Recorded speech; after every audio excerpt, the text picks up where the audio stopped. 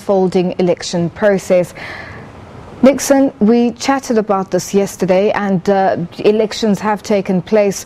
There has been places in the different, ethnic areas where in Uhuru Kenyatta's area there was a high voter turnout, whereas in Raila Odinga's area there was hardly much turnout. Let's speak about that. I think we have been talking about this indeed, and that shows how much, as you have alluded to in our past engagement, that the country is deeply paralyzed on ethnic lines. And I think these elections shows how much Kenyan have not learned any lesson from the 2007 post-election violence. And that continue.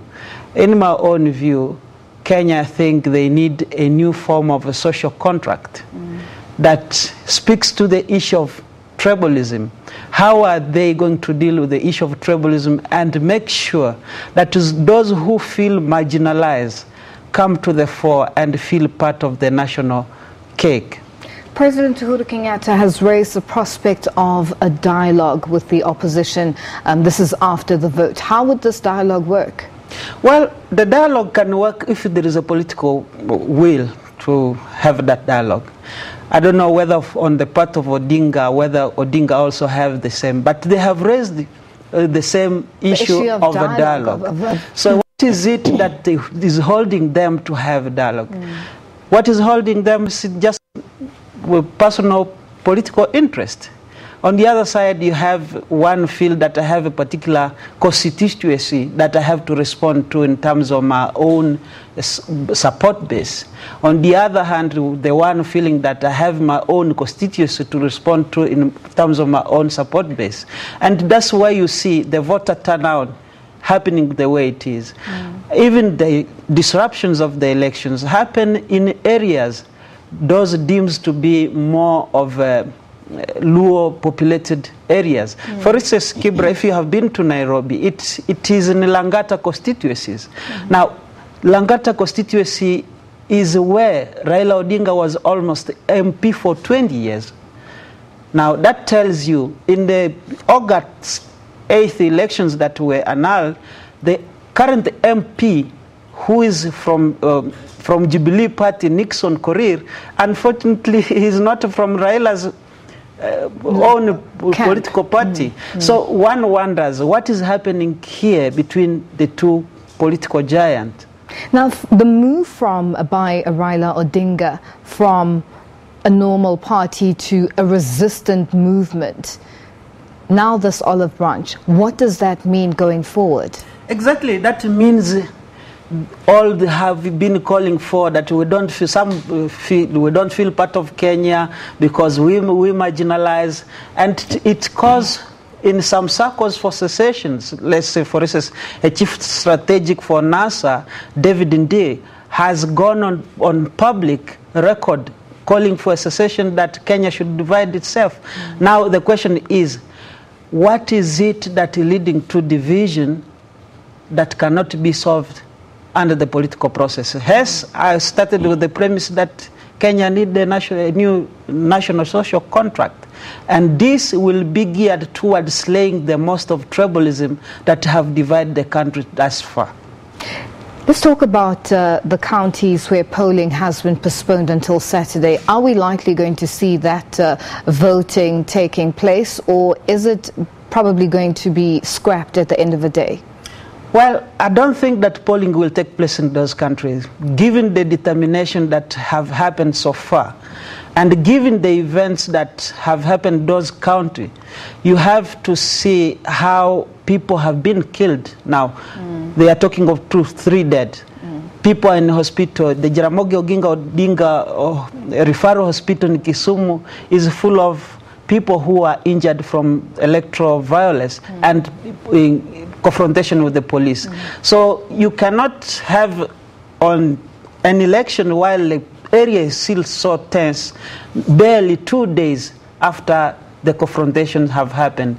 Likely, you are going to have similar experiences happening even if the Electoral Commission postpone elections.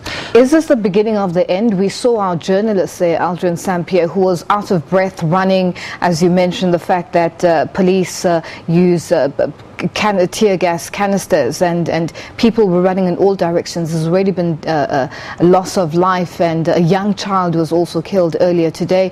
You know, will this not urge the leaders to come together and work towards ensuring that Kenya is peaceful and avoiding the results of the previous election with the violence that took place in 2007? Well, I think the next point of call is first and foremost how the leaders are going to view this electoral process that have happened so far, which marred with elections, versus their call and their various positions that have taken so far. If Raila Odinga is calling for a national resistance movement, in other words, that is a call for war. And they have to learn from experiences in two other countries. We have seen it in the Central African region, where a call for violence lead up to armed struggle, and armed struggle which leads to the destruction of the country. So that national resistance movement is short of a rebellion movement that you're calling indirectly. Because if you are going to call for boycott of government institutions and government operations, eventually you are calling for violence. And this is what politicians should avoid at all costs. Kenya is bigger than all of them. Kenya is bigger than the political rhetoric that we have seen, because Kenya holds the economic levers of the entire East African region, even parts of the Central and the Great Lakes region. What does this mean for that standing with regards to Kenya and being that economic power in the East African region and globally?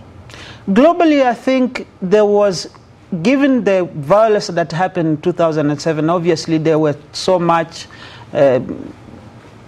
call for dialogue, which happened under Kibaki and so on. The 2013 election brought some sense of stability, and Kenyatta went on a diplomatic charm offensive, which actually brought in some international confidence and more investment coming to Kenya.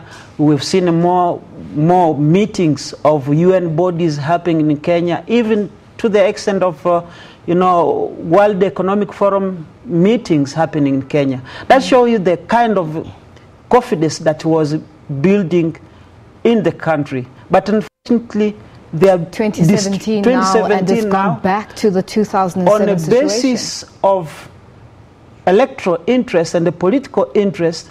They are destroying that very same confidence that they were building. The country was growing at 6% year on year. Now it's declining. With the Electoral Commission suggesting that with the violence and logistical problems, voting might be suspended, especially voting that should be taking place this coming Saturday. All the voting should have taken place today, but because of the violence and the issues on the ground, this has had to be moved in some counties to Saturday. Where does this leave the credibility and legitimacy of today's vote? The credibility of today's vote still stands legally. It stands legally in the sense that under Section 53 of the Electoral Vote of Kenya, it says that if voting does not take place for one reason or another, the Electoral Commission have the mandate to suspend the voting and then call for another date for elections, which it did today. But how soon it called it is the one to question whether it's probable to take in elections early enough after such a violence taking place. But the political credibility of the elections is that matters in all these whole affairs. You have one side voting massively and turning out massively, while on the other hand, because the leader has called them not to, boycotting the elections. In terms of President Uhuru Kenyatta and today's vote, what does it mean for him and the Jubilee Party? Raila Odinga and NASA have made their point that now they are a resistance movement and they've boycotted elections, and their constituencies and voters within their regions have boycotted elections. What does this mean for Kenyatta and the Jubilee Party going forward? It leaves them with one simple task, one difficult task actually, to unite the country.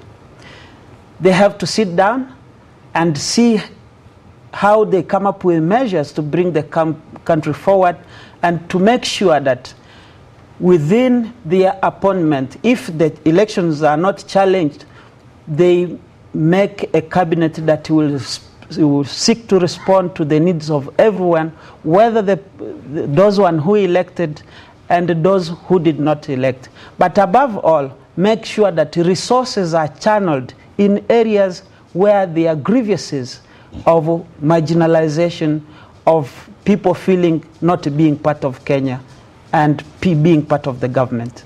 Are we likely to see the elections, today's elections, being challenged, the legalities? Well, given the event that have happened and the preceding event in court cases after court cases, the likelihood of those elections being challenged are very high.